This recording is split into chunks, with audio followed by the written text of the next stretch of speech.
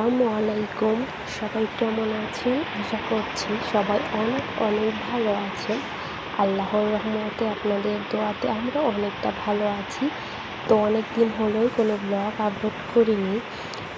মাঝখানে ঈদ চলে গেছে, আপনাদের ভাইয়া এসেছিল, সেও চলে গেছে। তারপর আমি বাবার বাসায় গিয়েছিলাম, সেখান থেকে ঘুরে চলে এসেছি। তো কালকে রাত্রে এসেছি।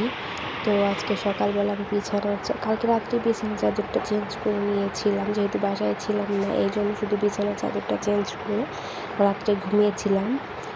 তো এখন আমি ঘুম থেকে উঠে ফ্রেশ হয়ে নিয়েছি, মাম্মামকে ফাঁকে স্কুলে পাঠিয়েছি। তারপর ভাবলাম ঘরের কাজটা করে নেই, কারণ ঘরের কাজ যদি না করি তাহলে কেন জানি না ভালো লাগে না, একদম অগোছালো লাগে।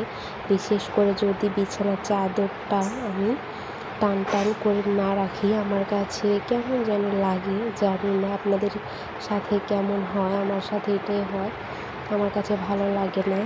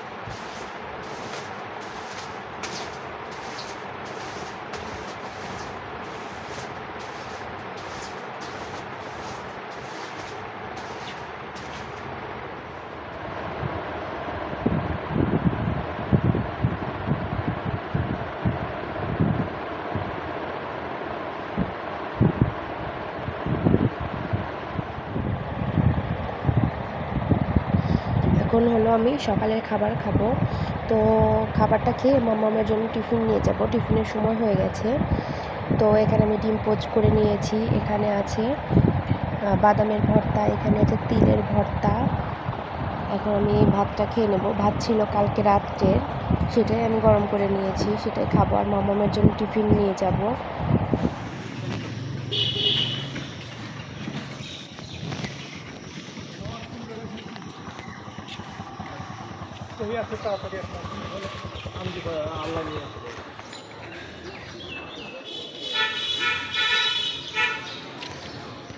মাম্মামকে স্কুল থেকে নিয়ে আসলাম, এখন হলো আমি দুপুরের জন্য রান্না বান্না করব।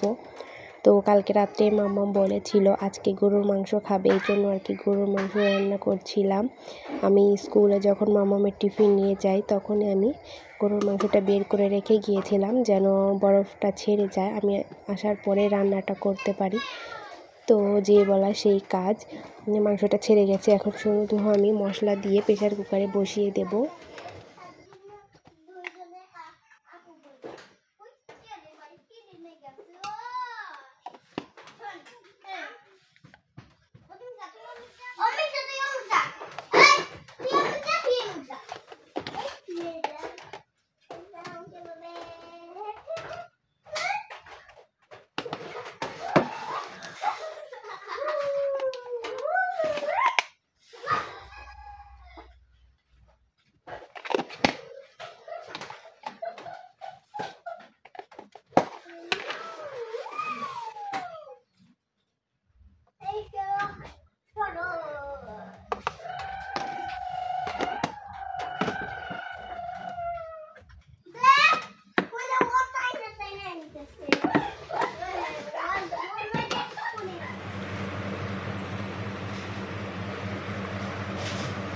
মাম্মাম কি খাচ্ছ?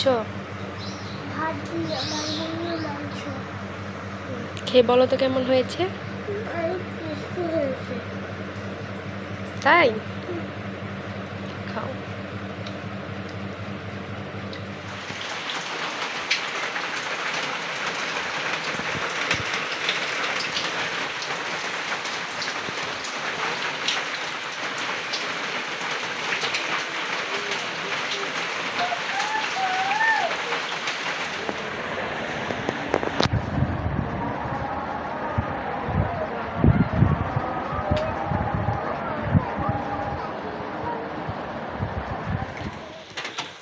এখন হলো সন্ধ্যাবেলা, আজান হয়ে গেছে, কারেন্টও চলে গিয়েছিল, দেখতেই পেরেছেন। তো কারেন্ট এসেছে, ভাবলাম একটু চা করি, মাম্মাম চা খাবে। তো এখানে আমি কাপ রেডি করে নিয়েছি।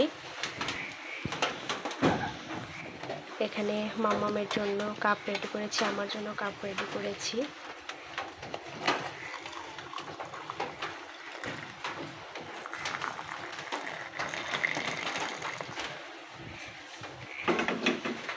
আপনারা হয়তো দেখে বলতে পারেন চাটা দুধটা দুই রকম কেন। আসলে এটা হলো দুধ চা, একটু দুধ চা বানাচ্ছি। তো এই তো এখানে আমি চা রেডি করে নিয়েছি। মাম্মাম বিস্কিটের এটা নাও, চলো। মাম্মাম আর আমি বসে বসে এখন চা খাবো।